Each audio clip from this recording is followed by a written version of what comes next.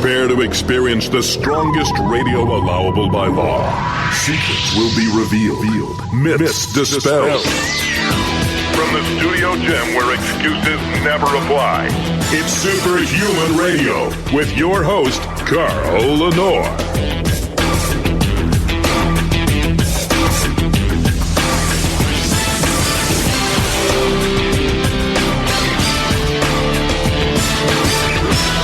Welcome back to another episode of Superhuman Radio. If you didn't know this already, we do these shows Facebook Live now, so you can actually join us, watch us, post questions and all that sort of stuff. If you're near your computer, a lot of people are probably near their computers. A lot of people are home. The kids are home. They're home.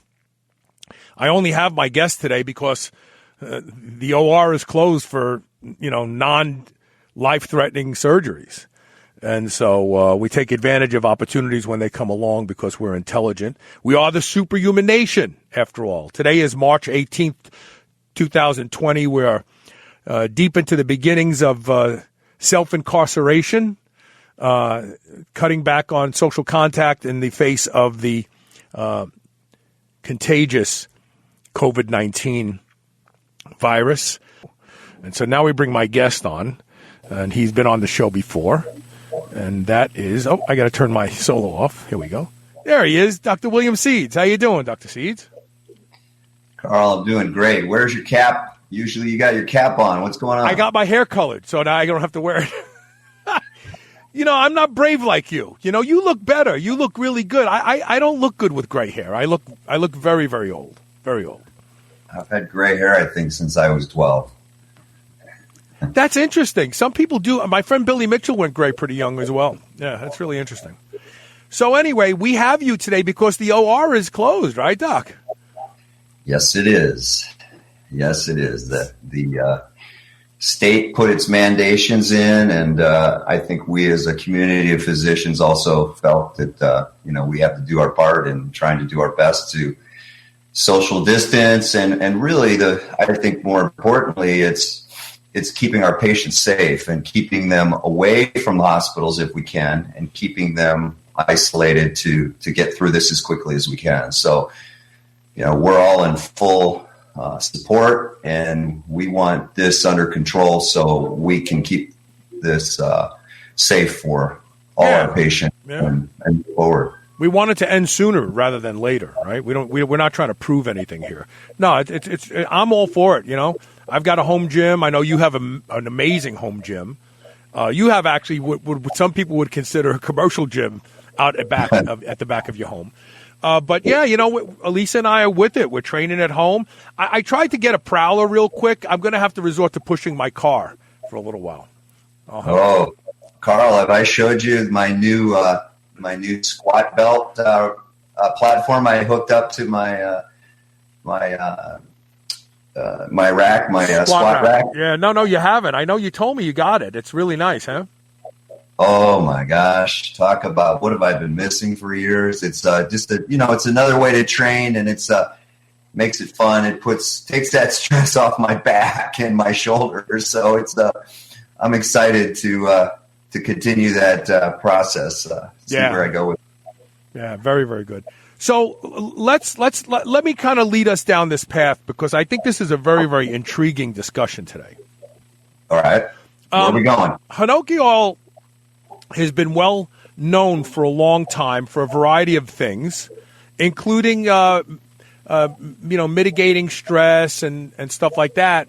But the reality is it wasn't really an effective therapeutic because it has a super duper short half-life. Correct me if I'm wrong, but it's like 30 minutes or something like that, right? Yeah, it's shorter than that, and you need high levels in humans to really be effective to penetrate the cell, get across the blood-brain barrier, those type of things. And so we had a brilliant chemist, Justin Kirkman, who took this on, and he made this into a cyclic compound that is has about 30 times the power of the original Honokiol, and it's what an advancement. I mean, I can't tell you I cannot tell you how significant this supplement has been in my ability to help people through a multitude of aspects, not just as as an as an anoxylytic, as an anti-anxiety type of medication, but as a supplement, as an anti-inflammatory, antidepressant, antithrombotic. All of these things are real, and antispasmodic, antidepressive, anti-tumorigenic, which I think we're going to talk about. Yeah, we're going to talk because that's one of the areas that people aren't clear on it. So, but first I got to say, Justin Kirkland is a chemical superhero whose name you've probably never heard of, but he is behind more formulas using novel molecules from companies like Gaspari Nutrition all the way down. You've never heard his name before, but the guy is not only brilliant, but he has the inquisitiveness of a child, so he discovers things all the time. And people don't know who he is, but they will know who he is in upcoming months. I promise you that. So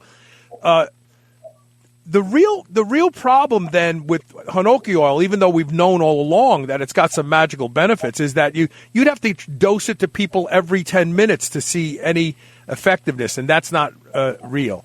That's not a possibility. So this form of Honokiol stays around longer, but is also stronger as well. Is that correct? It's not just that it stays around longer; it's also stronger.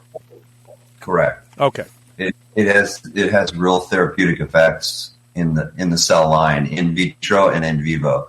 And I'll tell you what, I know we're going to talk about cancer, but I don't think anybody realizes the significance of the antiviral effects that Honokiol has, and how that can play a significant role today for people who, there's so many things out there where people are trying to do whatever they can to upregulate their immune system, to help them work against something where there really aren't a lot of alternatives other than what we've discussed. I think there's significant things that we've discussed and have been brought up about peptides, which I won't continue with, but I'm going to tell you this cheap alternative of a supplement is very, very intriguing, where we know Honokiol has profound effects on herpes viral replication, on CMV viral replication, on hepatitis C viral replication. I mean, it can control viral replication in the cell, and that's significant. And also, Honokiol has an acute effect of increasing interferon, and interferon is the key, I think, to working against any type of viral replication, because that's what the body does. And when the body upregulates its immune system, it turns on interferon. And interferon in the cell, what does that do? It sets in motion this process of where it tries to starve the virus through what's called the mevalonate sterile pathway. It starves it from replicating. And I'm going to tell you something, Carl. That is a very well-known mechanism of what we do to upregulate the immune system. And I think everybody should be taking advantage of trying to do everything they can to keep their immune system to where they can challenge any type of viral influx and replication in the cell. And I think I really, all our studies of Honokiol are in vitro, in vivo studies that are in animals, and they have shown human studies with the viral replication. We have nothing specific to show you that it works against this coronavirus, this COVID-19, but viral replication is viral replication. But wait. But the one unique thing about this virus, and it's a family of retroviruses, is that they harness the enzyme reverse transcriptase in order to build themselves into our cellular DNA, and they turn every cell into a factory. So would interferon help with a retrovirus, you think? Well, it's all basic stuff, Carl. That has nothing to the cell. The virus is going to replicate. It needs the mevalonate sterile pathway in every cell. It needs that to replicate. If it doesn't have that as energy, it's not replicating. That's a fact.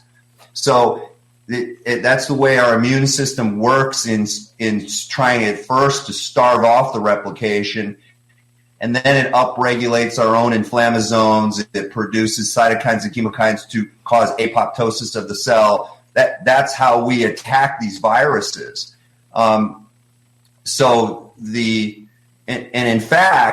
In fact, with this specific virus, it's very similar in homology to the SARS-CoV-1 virus in 2002, 2003. It's got like 72% amino acid sequence homology. Very, very similar.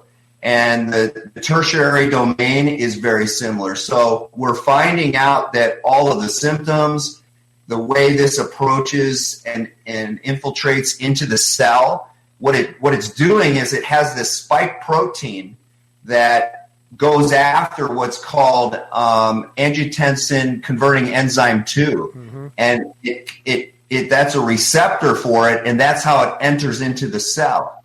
And in fact, we learned from SARS, in 2002, 2003, and which is being used now in Italy, in China, in France. They're using angiotensin blocking receptor agents to try to upregulate the ACE2 enzyme, which is kind of a paradoxical thing, but they're trying to upregulate it to fight this in the people that are severely sick. So wait a minute. Wait a minute. I want to better understand that. So what you're saying is that upregulating ACE actually may have a protective effect. So taking an ACE inhibitor is a bad idea, but an ARB where you're blocking the receptor may actually be a good idea. Yeah, it's ACE2, not ACE1. ACE1 is what converts angiotensin to angiotensin 2. All right, so angiotensin 2 is the bad player, and that angiotensin 2, what happens is you have ACE2, which is angiotensin converting enzyme 2, you have that around to control the amount of angiotensin. What it does is it changes angiotensin 2 into angiotensin 1,7, and then that works on a mast receptor, and it has a positive effect where angiotensin 2 works on the angiotensin 1 receptor and has a negative effect. So what's happening is this is why the older people with hypertension, diabetes, they have an activated renin-angiotensin system. It's why younger people don't really have issues with this because they have plenty of ACE2 around. Older people don't have a lot of ACE2 because it's not being converted. Mm-hmm.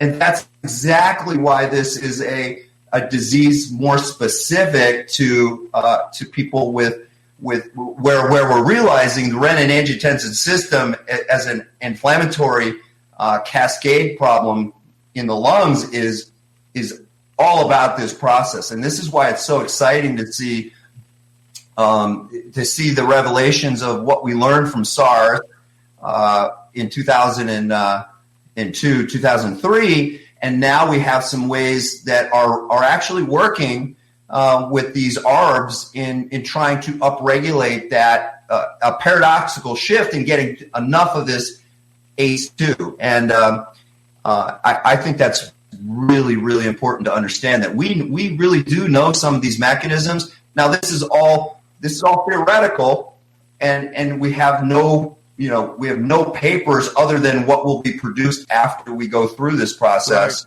Right. But boy, we've got some really, really, I think, solid things to work on in helping these people that are already hypertensive in the beginning of their state of going through this inflammatory cascade of lung disease. And I think that's significant that we have this understanding. What role does the cytokine storm that we see in people with autoimmunity have to do with possibly being at greater risk of death from a virus like this? Well, you've already lost. So this has a lot to do with with this. It's this player, this upregulation of this transcription factor that's called nuclear factor kappa B. And this transcription factor is what the nucleus transcribes when it loads. Okay, you dropped out for just a second. Could you just go back? I'm sorry to make you do this, but we lost your connection for a second. Just start again with this comment you're making right now, please. So this has to do with what's called a transcription factor in the nucleus. It's called nuclear factor kappa B. That is an important transcription factor that the nucleus will transcribe to produce these cytokines like interleukin-1 beta, tumor necrosis factor, interleukin-6, and other chemotactic factors that are very significant in the initiation of this innate immune response that's going after this virus that has struck. It didn't get, so you look at the cell that we talked about before where it was trying to starve at first with the interferon, it was trying to starve that viral replication, and that viral replication overtook that part. So the second part that's turned on in the cell is this inflammasome, which has an alarm system that starts that transcription of nuclear factor kappa B to make these cytokines and chemokines to kill the virus and draw your immune system in to kill the cell and go through apoptosis. But what happens is that gets overridden too and gets into higher function and starts causing more chemokines, cytokines to come into play, and that's when you get into your more into your septic type of roles. And right. So the people who are immune compromised are already there and don't have that ability to directly attack that viral load as you would like to initially. Right. So it's a little more complicated, but that's a good way to think about it, I think, in understanding it. Yeah, no. Unique Medical has a question. So are you saying or possibly suggesting that ARBs, angiotensin receptor blockers, could be used for prophylaxis? Well, obviously, you don't want to put anybody into, you don't want to make anybody hypotensive, right? So these are ARBs, ARBs are typically used for hypertension and some kidney diseases. Telmisartan is something that is an ARB that is used prophylactically for higher glucose levels, hyperglycemia, or prevention. That may be something you could utilize as an ARB and may not cause the hypotensive things you're looking at. So could it be a prophylactic? Yes, possibly. You have to be careful with it, though. And again, we're speculating. That's the important part here. But the science is there. There's no doubt about that. The science that we're discussing is I'm going to say that not a lot of people know about this ACE2 stuff that was discovered from the SARS. But I think it's a very that's a great question that Unique brings up. I think if you handle it, if you go in lower doses, I think with something like telmisartan, which is used as a prophylaxis for higher, to stop A1C growth, things like that. I think that possibly could be used like that. That's a novel way of thinking of it. I haven't really put a lot of thought to that. But I would think that it would only have value in people that are suffering from some sort of hypertensive condition to begin with, because theoretically, if you're not hypertensive, then your whole ACE1, ACE2 is all balanced and it's working good. But it goes further than that. So I think Unique has a different perspective. Because what they're thinking about is this older person that we may think has normal blood pressure, who may be healthy. Remember, as we age, we're dealing against senescence. We have disease burden that's already there. So this renin-angiotensin system is a real deal and is activated and is elevated as we get older. There's no denying that. So I think he's looking at it, or she, or they're looking at of prior. Oh, I knew that was going to happen.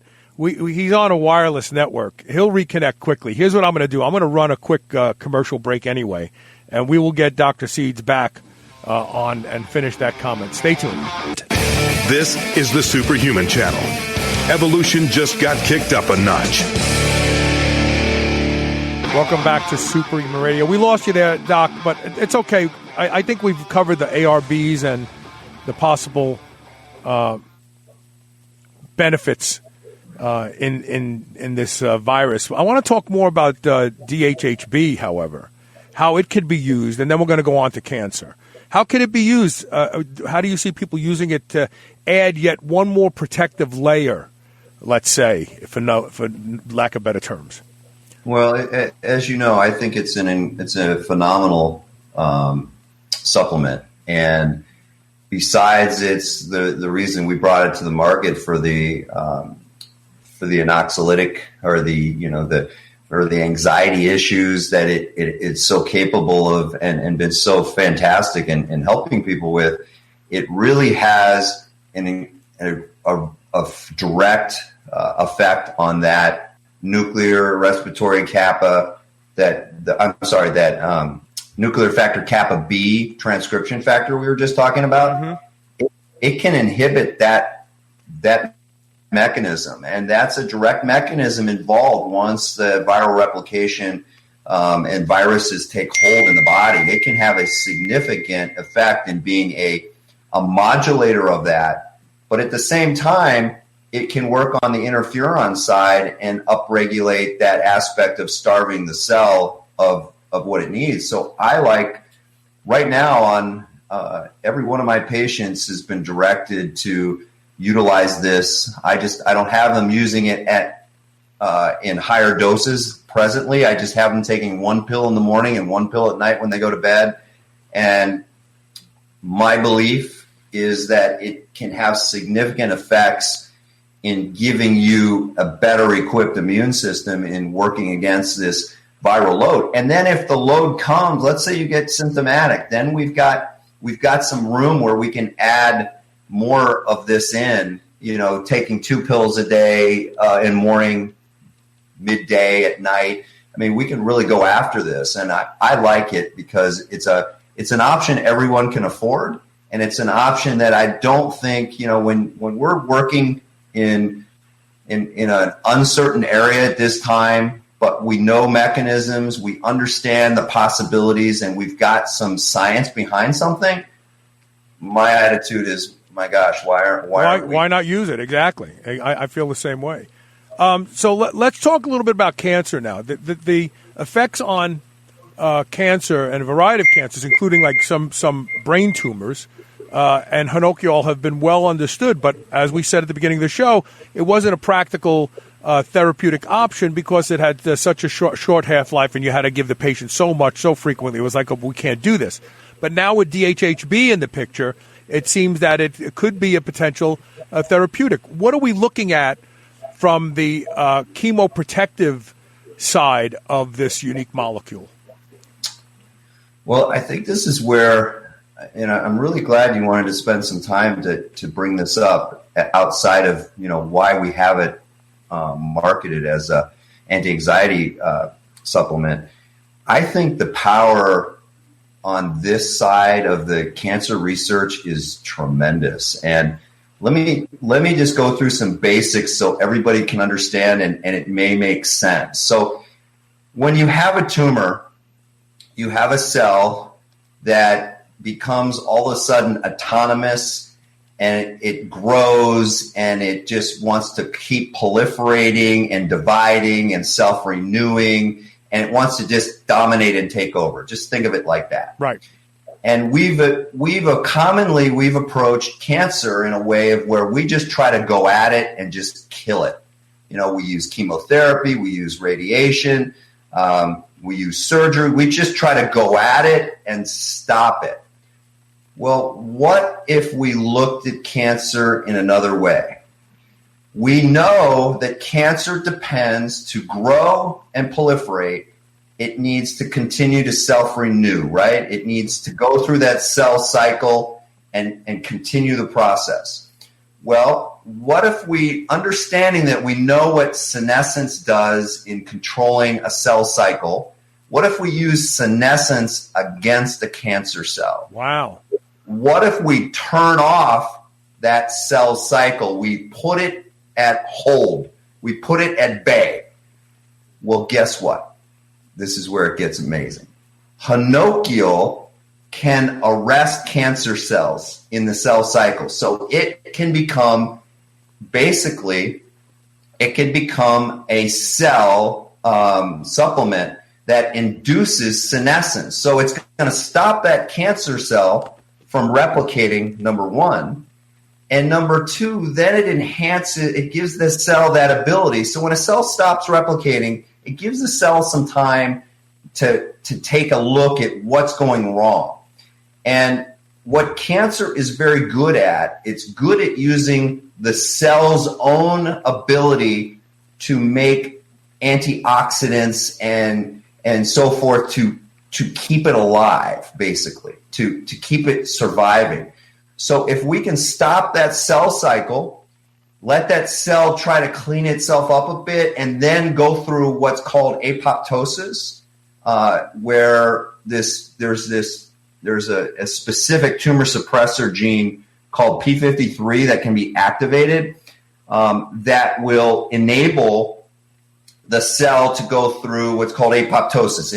It basically kills itself. That, I think, is where you're seeing a tremendous amount of research now and looking at how we can go at cells, put cancer cells into senescence, stop them from replicating, and then do everything we can to attack what that cell has been able to do to take advantage of the of its environment. And that's exactly so with brain tumors like gliomas, which are 70% of malignant tumors of the brain.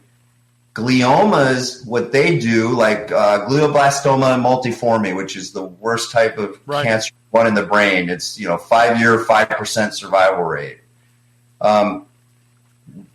We've shown specifically that with Honokiol, in vitro and in vivo in xenograft studies in animals, that we can actually take that glial cell that takes advantage of the stem cell in the brain. That's how it keeps manipulating itself and growing. It utilizes the stem cell, the glial stem cell, and then transforms. Well, Honokiol can go right at that and stop that cell replication by turning off the cell cycle. And then it gives also this cell the ability to turn off its mechanisms of what's called, there are these mechanisms that are mitogenic mechanisms. It's the mitogen activating protein kinases, and it's how mTOR is involved in this too. So it can turn all of that off. Then the cell loses its ability to where it needs energy, right, to proliferate. And then it brings in this process of upregulating what are called the BOX genes, which are BAX and BAK. They're the genes that cause apoptosis of a cell. And they deregulate these BCL2 genes, which are the anti-apoptotic. So there's a real mechanism behind this. And Carl, it's been proven in glioma cell lines. So I think this is way more exciting than anti-anxiety. Oh my gosh! Yeah. Oh, absolutely. Well, I mean, don't get me wrong. For people who suffer from anxiety right now, they're going, "F you, Carl. What are you talking about?" Because anxiety is a horrible thing, and we know. I mean, we have people that are using this this form of DHH. It's called the chill pill. I don't know. I guess hold on a second. Let me just do this real quick. So it's called the chill pill. So those of you listening going, okay, but where do I get this stuff? You can actually go to drseeds.com, use the coupon code SHR, save 20% off. It's called the chill pill because originally it was used to help people who suffered from anxiety, social anxiety, and so on, take the edge off without feeling sleepy or groggy or dopey like benzos and stuff like that. But the reality is that it may have a greater benefit to those who are worried about, who feel they're genetically prone to, who feel their lifestyles are prone to cancers, it may be a more important supplement than that for them. Well, yeah, it's so the research is hot and heavy right now in Honokiol and what it's done in solid tumors, brain tumors, hematologic. It's specifically with this glioma we were talking about. Gliomas like specifically this tumor. Glioblastoma. Right, multiforme, right. Yeah, sorry about that. So the key to that tumor is this thing called epidermal growth factor. And that epidermal growth factor is what's enhancing the growth of the tumor, enhancing that neural cell, the glioma cell line, enhancing that PI3K, AKT, MAPK, mTOR pathway that leads to proliferation, differentiation, self-renewal, all that stuff. Honokiol cuts it off. It deregulates that epidermal growth factor itself.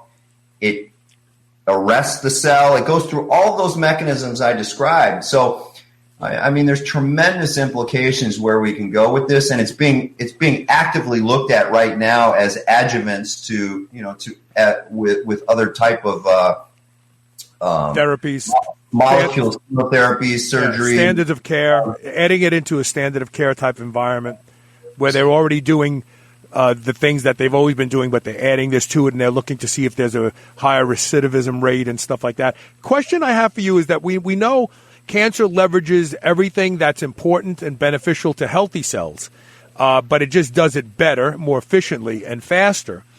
And this is one of the reasons why I've always been more against than for the idea of suppressing IGF-1 to deal with cancer, because the healthy cells need IGF-1 as well, and starving them of something they need is sacrificing yourself to starve the thing that you don't want any longer.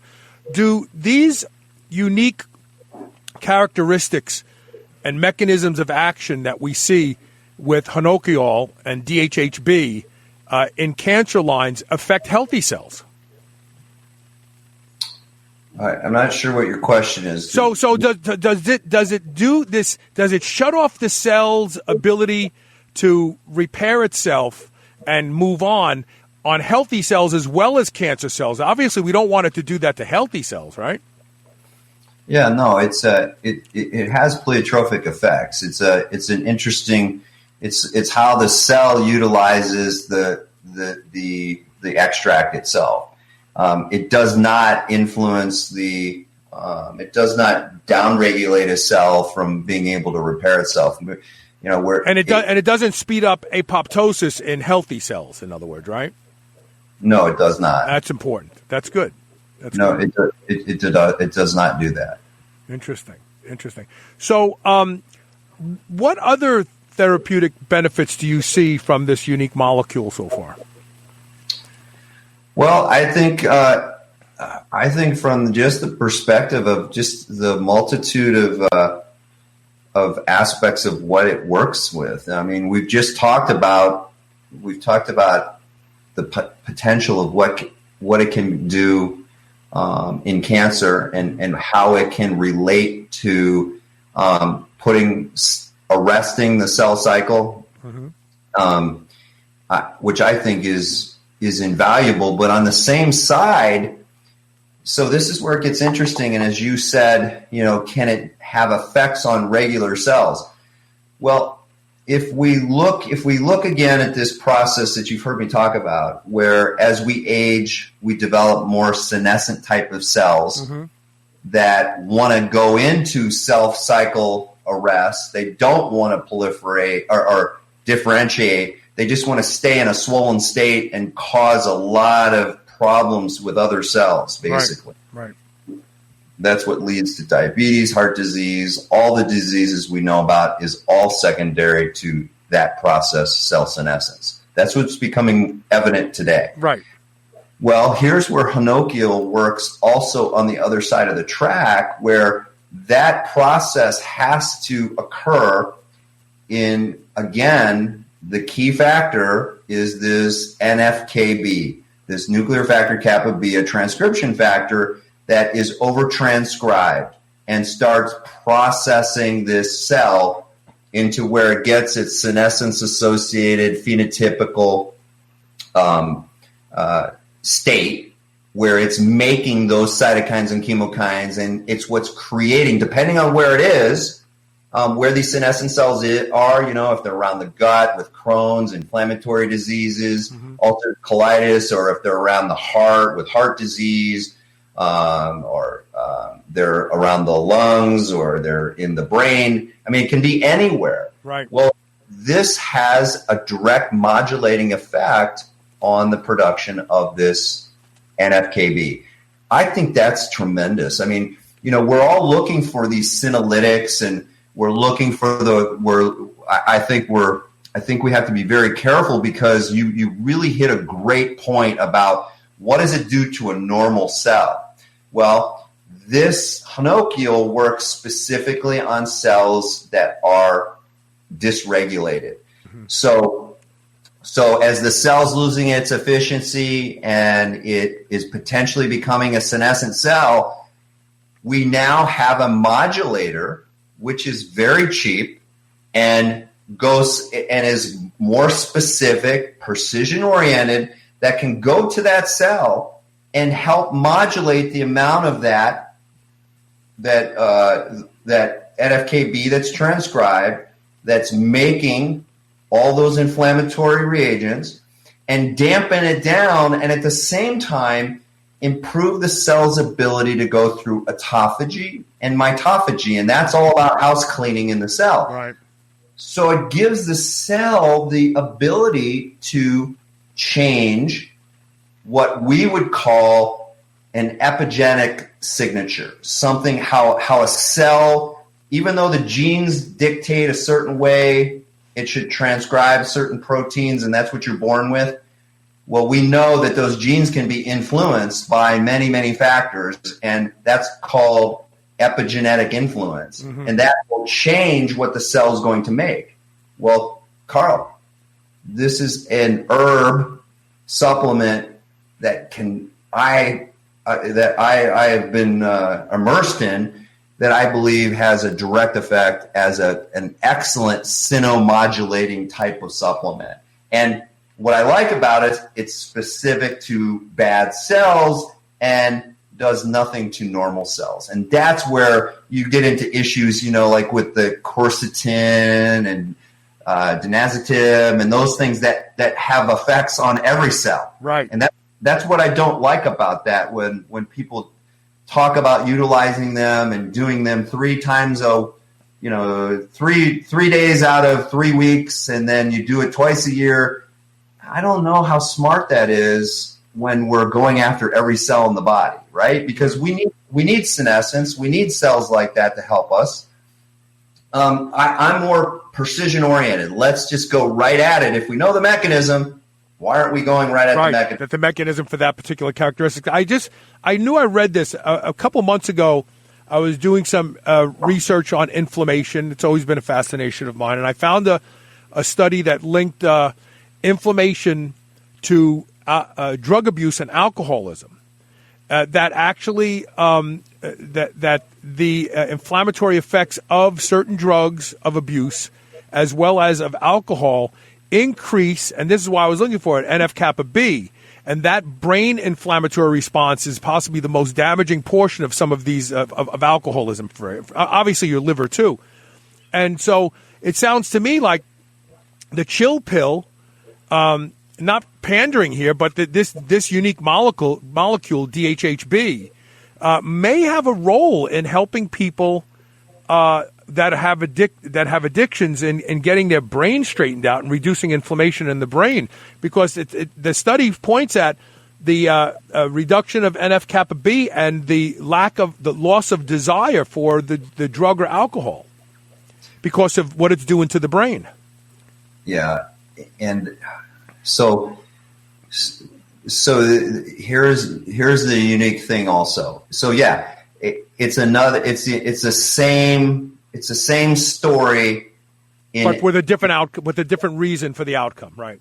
Yeah, it's the same process, and it's what a senescent cell or an inflamed pre-senescent cell is becoming. It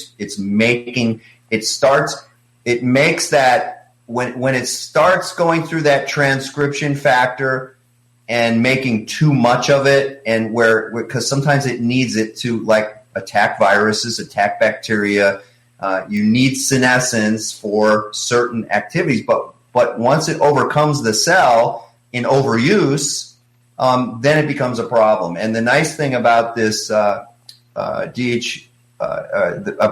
dihydro Honokiol is it crosses the blood-brain barrier too. It does, and it has profound effects in the brain, as we already know with what it does just with the GABA A receptor agonist aspect of helping calm the brain down. And it also works on so for those people that have issues with addiction, they have some dysregulation of the NMDA receptors. And this specifically, so that it's about a little bit of glutamate toxicity, and that NMDA receptor is not functioning properly, and there's too much calcium influx.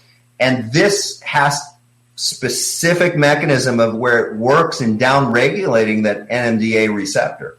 So it really has some profound mechanisms that we've known about for quite a long time. But like you said, we haven't had the ability to use our knowledge of where we can keep something around long enough and have something that has a significant enough effect to change those factors, those transcription factors, and what happens down the road. And I think the reason, the best evidence that I can give anybody about this DHHb and its effectiveness is that direct anti-anxiety effect that people feel when they take a couple of those pills. I mean, it's within 30 minutes. For most people, they're going to feel that clean, controlled decrease of anxiety, and I think that gives you an idea of the power of this supplement. Any evidence that it increases growth hormone levels, pulsatile nature, the trough, any of that? Because we know that some GABAergic things do that, like the amino acid, the free-form amino acid GABA, but also back in the day, GBL and things like that. We know that they cause the body to produce. They're more like secretagogues. Any evidence that DHHb is a secretagogue? No, only in the aspect of if you follow this. So let's go down this pathway again.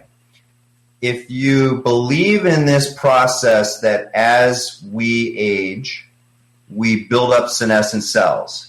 So let's say that process is going on in the hypothalamus or in the anterior pituitary, where we have some dysfunctional inflammatory cells that are decreasing the ability of that anterior pituitary secretagogue to release growth hormone, or it's upregulating somatostatin to hold on to that release. Okay, and we actually do see that there is that inflammatory process. We just don't know the mechanisms, but there it is again.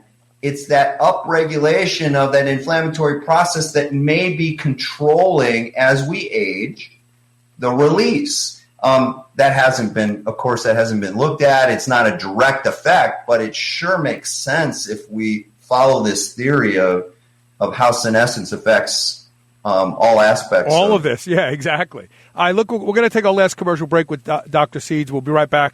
If you have any questions, put them up on Facebook. We'll be right back.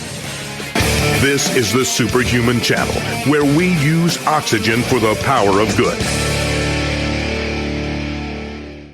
All right, so if you want to explore and use DHHb, it's called the Chill Pill. It's at drseeds.com. You can save 20% off if we use the code SHR, if you use the code SHR. And so, I think we've kind of covered all the benefits of the Chill Pill, or do you think that we need to hit it more? Because I want to talk more about your skiing expedition. Yeah, we could pick another day to talk about more on DHHb. plenty to cover. So Kevin Fryman wants to know, what's the difference between the chill pill and other sources of DHHb? I didn't know there were other sources. Are there? Well, he'd have to tell me. Then they're pirated because there's only one formula, and it's patented, right? Yes.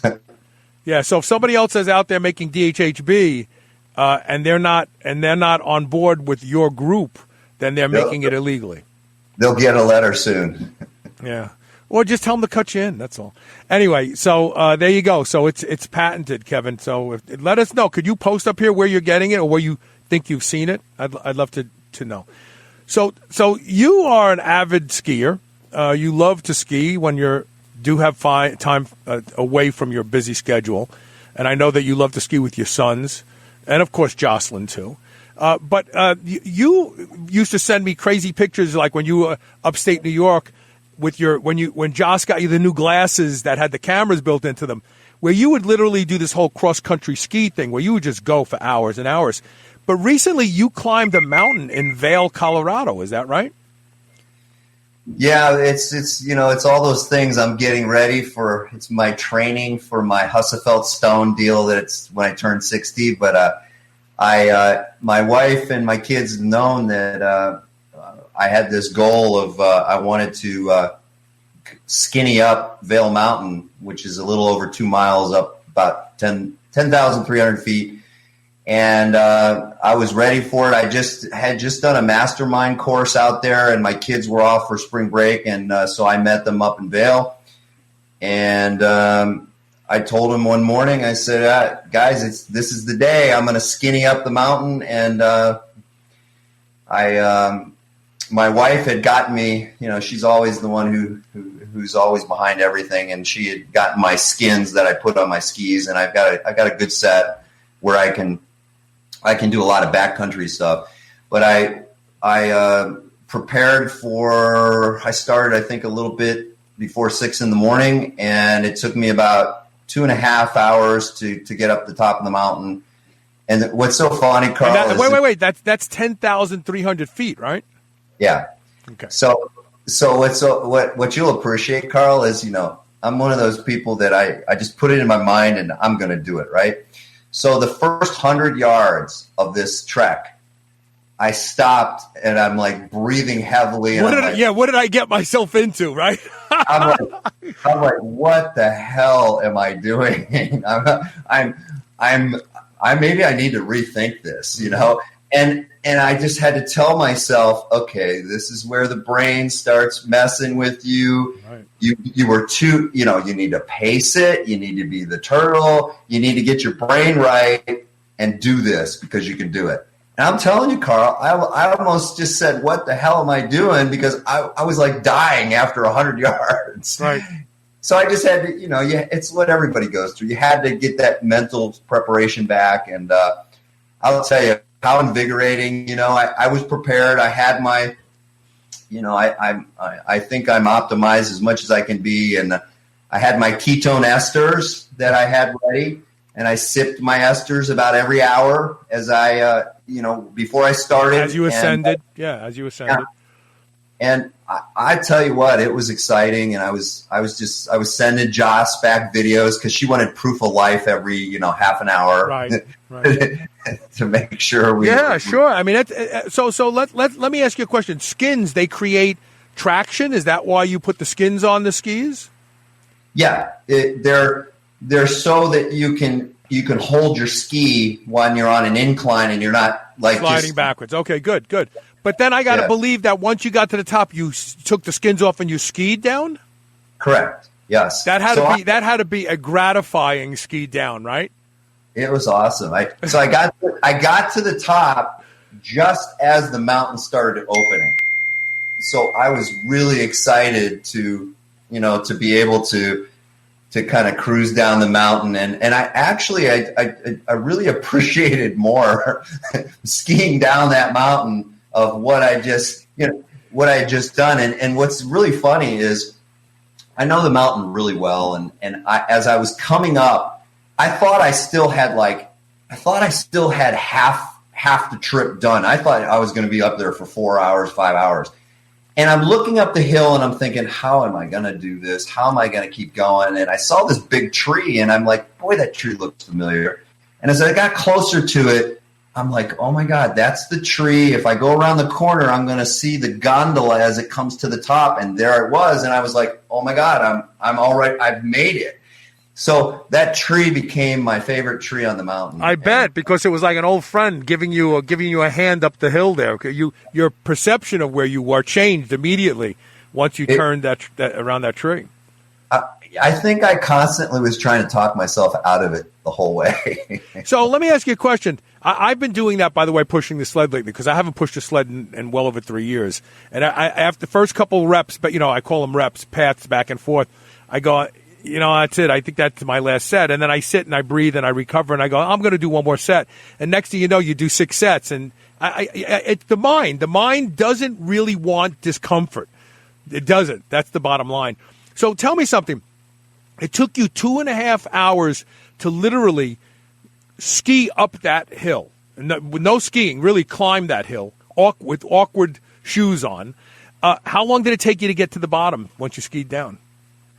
5 minutes. Seriously, right?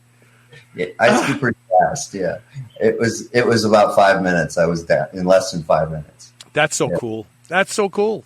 You rock on. Yeah. Look, we have to. This is a great question. I want to answer this before I let you go. So Kevin Fryman, who asked about buying DHHb from somebody else, said somebody told me it's the same thing as Magnolia bark, and that's why I want to talk. I'm going to reiterate this again because Kevin may not have heard the beginning of the show, but Honokiol, which is also Magnoliol, I think they call it, is actually from Magnolia bark from the tree. But the problem with it is that it has a stupid it clears your body in like minutes. So it's not an effective choice for any of the things that it has the ability to do. It wasn't until the creation of this molecule, which is dihydro Honokiol, that it actually sticks around in the body for what, Doc? Like 6 hours? 4 to 6 hours, yeah. So it's 4 to 6 hours, and it also has a greater potency. It wasn't until the development of this molecule that Honokiol was even viable for exploring for any of its purported benefits, because you would have had to put people on infusions of it around the clock to get their blood levels high enough and to keep its presence in their bloodstream long enough to see anything. So no, Kevin, this is not Magnolia bark. This is a different form of what Honokiol is. It's a more advanced form. It's a better product entirely. So I hope that answers your question. Yeah. Good. No, go. That's all right. I was just there are 2 parts of it, and this is the Honokiol aspect. There's the Magnolia and Honokiol. It's part of that. But okay. This is specifically Honokiol that's been that has been cyclized, and it's like 30 times the strength of Honokiol. So that's why it's called dihydro Honokiol, and it's a patented supplement. Yeah, there you go. You're not going to find it anywhere else at this point in time, unless your group starts to sell it as a raw material, which I don't see them doing anytime soon. So I think it's safe to say that DHHb, dihydro Honokiol, or the chill pill is a worthy supplement for you to consider. You will save 20% off if you go to drseeds.com and use the code SHR if you want to give it a try. I know people who are on auto ship. They believe in it. Dylan Goutreau, he did a commercial for us. Who was not remunerated for it. The guy has been on benzos since he's 8 years old, and he wanted off benzos. He's a grown-up now, and he uses these to cope with his lifelong anxiety. He says it's the only thing he's ever tried, and he's tried it all, that literally works as promoted. So that's really special, and I thank you for sharing that. Yeah. All right, look, thank you so much. So what are you going to do with all this free time on your hands, Doc? Well, I'm still in the office seeing patients right now, so that's we're overwhelmed with that. But I see that maybe a possible shutdown on that too, maybe for a few weeks. We'll see what happens. But I think we'll always kind of be in some form. We'll be open because of not the ERs not wanting to be overwhelmed with traumatic injuries, sprains and strains. Those things can keep coming to the office, right. And we can keep dealing with that. these are uncertain times, and I'm out there to support everyone, and let's do our best as a team to get this under control and move on with our lives, right? Our parents' generation, their metal was built on things like this. They suffered and they held their chin up with pride and they didn't complain about it. That generation never complained. I have people telling me that they're going to go crazy. They can't do this. And I say to some of them, when you have to go to work, you probably wish you could stay home, right? Yeah. Now that you don't have to go to work, you're complaining about staying home. Unfortunately, and I say this and I include myself because I am nowhere as tough as my father was. My father never complained about anything, and he had more reasons to complain than most people. But we have turned out to be a real bunch of pussies. And we need to just suck it up and shut up. If you have to not go to the gym for 15 days, work out at home, do body weight work, do general preparedness, go for a sprint, do something else. But don't complain about it, because at least we're not like Italy. At least we're not like some of these other countries that are literally overwhelmed with dead bodies right now. Yeah. So That's it. That's my rant. Hey, Doc, thanks for being here today, brother. All right. Thank you for having me, Carl. Take care. See you soon. We're going to take a quick commercial break, and when we come back, I'm going to tell you an interesting story about why I think Alisa and I were exposed to coronavirus in November. I'm not kidding about this. And those of you who are avid listeners of the show, you will know what I'm talking about here.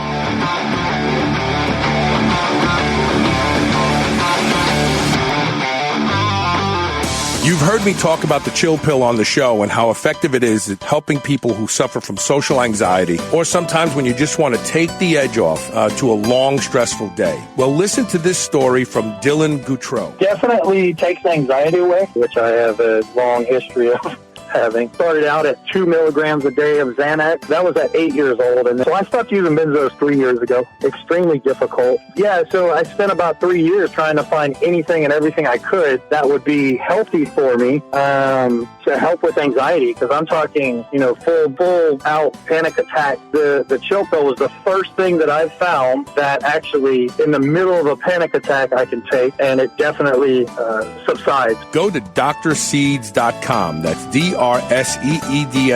Use coupon code SHR and save 20% off your first bottle of the chill pill. Check it out. I promise this is one supplement that delivers. Evolution just got kicked up a notch. Welcome back. So this is kind of like a stream of consciousness, maybe. You know what? Let me take that since Dr. Seeds isn't here. Let me try something, a new element of the show. Let me just go to no overlay. There we go. That's gone. All right. So I'm sure a lot of you tuned out already because everybody came here to hear what Dr. Seeds had to say. But I've had some interesting thoughts. It started this morning with the observation that the first case of COVID-19 in Kentucky happened in a tiny, tiny little town, a population of under 18,000, called Cynthiana, Kentucky. And it was a girl who worked at the Walmart, the local Walmart. And given that it's such a small town, we're not talking about a big city Walmart, right? We're not talking about tens of thousands of people walking through the Walmart every single day. That may be every couple of weeks or every month, maybe. And Alisa was telling me that the officials there are baffled and how she could have, get it. How could she get it? No one she knows has been to China or abroad. She hasn't been to China or abroad. No one she knows has the virus. In fact, I was told by an executive, I'm not going to mention his name because he messaged me this, but of all the employees that work at Walmart, she's the only person that has caught COVID-19. So maybe it's protective to work at Walmart. But I digress. So Alisa said the officials there are just baffled. They're almost making it sound like, oh, see, maybe it's in us already and it's just coming out. No, it's not. No, it came from Wuhan. There's no doubt about that. We know the epicenter. Even though the Chinese government covered it up until December, late December. It was on their radar now. We now have evidence. The CDC has said that it was probably in their population by November in order to have created such a big spike to be observed in December. Now, hold on to that thought for the last part of my discussion. So I said, I don't understand why they're baffled. We also know from both the CDC and other agencies that are tracking this virus closely that there's a very large percentage of people who are exposed to the virus, but they don't get any symptoms. And this is actually stratified by age, right? You know, people under 40 have a good possibility of not even having any symptoms, like not even having a fever, not even having a sore throat, nothing that tells them they may be sick. You remember that old game, 7 Degrees of Kevin Bacon? You could start with any person and find somebody they know who knows someone they know who knows someone they know who knows someone they know in 7 steps who knows Kevin Bacon. Oh, you know, this person, that person, that person, and she was his co-star on some movie. So if you think about that connectivity in our population, I mean, it's very, very accurate, quite frankly. We're probably 7 degrees away from anybody if we really work hard enough to figure it out. The probability of what happened to that girl in Cynthiana is she works at a Walmart. And, okay, so she doesn't see tens of thousands of people a day, but she definitely comes in contact with hundreds of people a day. That's more than most of us. And there's a high probability or possibility that someone she came in contact with who didn't have symptoms came in contact with someone else who didn't have symptoms, who came in contact with someone else who didn't have symptoms, who came in contact with someone else who didn't. You see what I'm getting at? It's the same thing as 7 Degrees of Kevin Bacon. Everybody can track back and may have come in contact with someone who didn't have symptoms, who got it from someone else and someone else and someone else. And all those people didn't have symptoms. So the connectivity has dropped. Like, do you know anybody who has coronavirus? Nobody I know. Well, ask all the people you know anyway. No, they don't know anybody. Well, they ask all the people. You may end up having to go 7 steps away until out here in this periphery of thousands of people, someone goes, yeah, guy at my school. Somebody sent me a picture the other day of them escorting someone off of an airplane, I think in Connecticut. They kept the plane on the tarmac, and they said she had tested positive for corona. How she got on the plane, we don't know. And all those people in the plane were exposed to it. You know, air is recirculated in a jet. I make jokes about this all the time. I say, the lady who farted in the back, her fart is blowing on your face through that little vent that you point at yourself to keep yourself from overheating. So air is recirculated. If somebody has coronavirus on a jet, there's a good chance that you have been exposed to it. So the girl in Cynthiana isn't baffling to me. She came in contact with someone who didn't have symptoms. So they weren't even considered. But that doesn't mean if they tested everybody that they wouldn't test positive, which we're seeing in Korea now. South Korea has regularly dropped their mortality rate every time they get the results back from more tests. 96% of the people that they've tested that had respiratory symptoms did not have coronavirus. They had something else. And of the people that they're testing, they're seeing a lot. It's estimated from the CDC and other agencies that up to 75% of people who've been exposed to this virus don't get symptoms. Think about that. That is actually scary, because while this virus isn't particularly virulent, it is absolutely more contagious than anything we've ever seen. So it's going to take out a large number of people just by fact that the volume of people that will be exposed to it, unlike influenza. So I'm not downplaying this. Please don't get me wrong. I'm staying away from people. I'm not going to the gym. I'm training at home now. I'm not going to be stupid. I don't want to get sick to prove that I can survive. But it's very clear to me how the girl in Cynthiana got it. She came in contact with someone who was asymptomatic, so no one even thought about asking them any questions. But here's something else. those of you who've been listening to the show regularly know that Elisa and I went on a cruise in late October. And I got so sick in November, as you remember. I mean, I continued to do the show, but I had to keep killing my mic. I was coughing. I had this dry cough. I was running a fever. I felt terrible. And I jokingly said to all of you, don't spend money on a cruise. Just go to the local hospital's emergency room and lick the floor.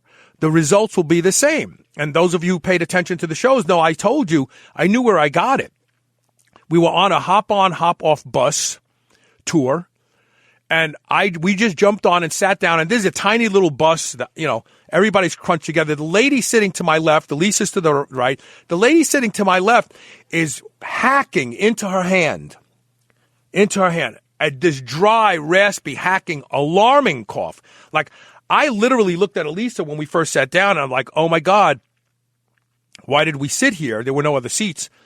But then, shortly thereafter, I looked at Elisa and I said, I can feel her breath hitting me in the face. We have to get off. And we literally rang the bell, and we didn't even know where the next stop was. We just got up, moved past her, and got off.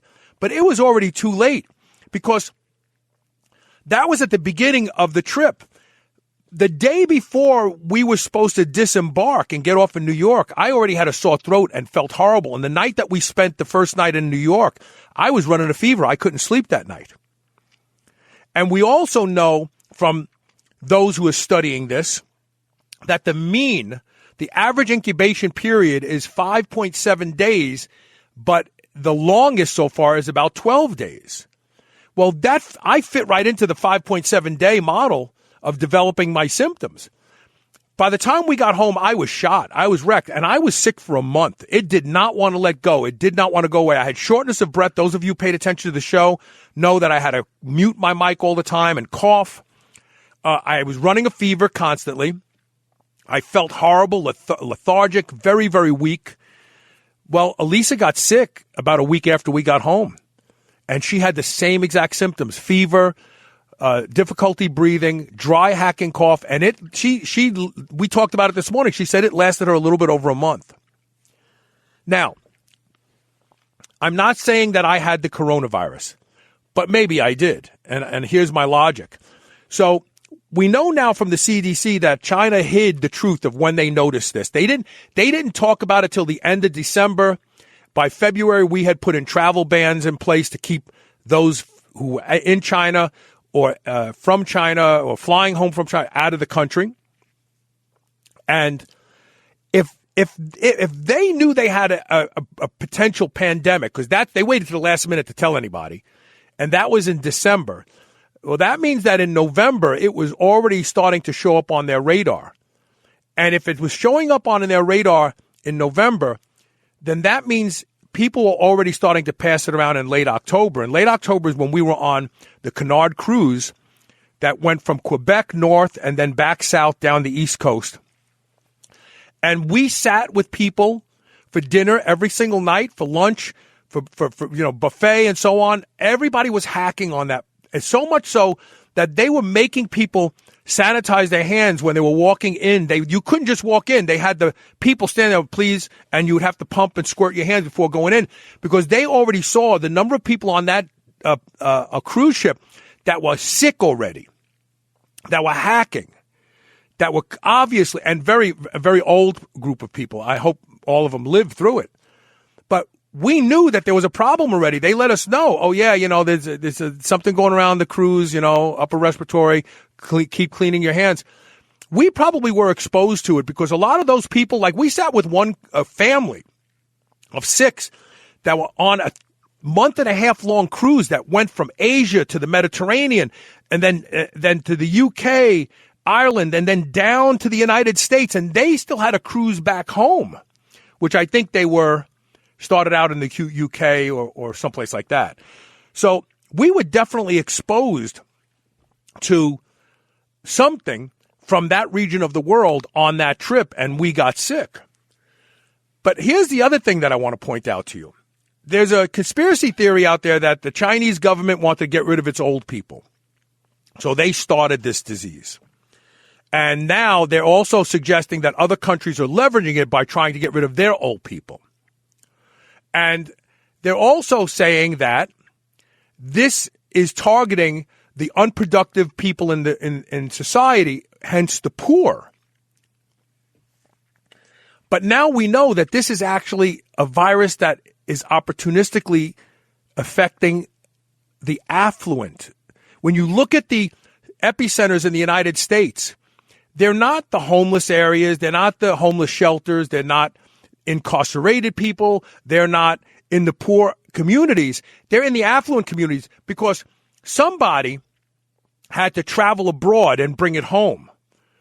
And travel is something that affluent people do. Westchester and New Rochelle, those are two of the wealthiest areas in New York, believe it or not. Hell, George Soros lives in Westchester. So those people travel. They go abroad. They go to Italy. They go to Spain. They go to England. They go to Asia. They go to China. They go to Japan. They travel. That nursing home in Washington State is a very, very expensive nursing home to stay in, number one. And they already know that the one patient who got sick from somebody who had come back from China. So this is a virus that seems to be impacting the most affluent people in our population today, not the poor, not the destitute at all, because homeless people aren't going to China. Nobody's in the homeless community in San Diego going, hey, man, I just got back from being homeless in China. No one in the homeless community is getting this because there's no affluence affecting them. So when you hear a lot of these conspiracy theories that this is a method of getting rid of the poor people in our society, it backfired if that's what they thought they were going to do, number one, because it's actually getting rid of the affluent people in our society. And when you also think about how this is transmitted, it is transmitted unknowingly, often, I predict, and that's going to come out in years after all this shakes out and we do all the research. You're going to hear some ridiculous number of people who are asymptomatic were probably the reason for these obscure cases popping up in South Dakota somewhere where, like, how did it get here? No one we know went to China, but someone they knew someone who knew someone who knew someone, and none of them was symptomatic until that person became symptomatic, and that's how it got there. So that's all I want to produce in that edition for you, and it is worrisome. I am not playing it down. I am taking precautions. So is Elisa, and we're happy to do it. You know, we love our home, we love our backyard, we love being around each other. So this is nothing much has changed for me except I won't be training at the gym. I'll be training at home. But that's it for today. Thank you for listening. I don't think we have a show tomorrow, but of course we have. I think we have a pep talk on Friday, so tune in for that. And we'll see everybody later. Have a great day.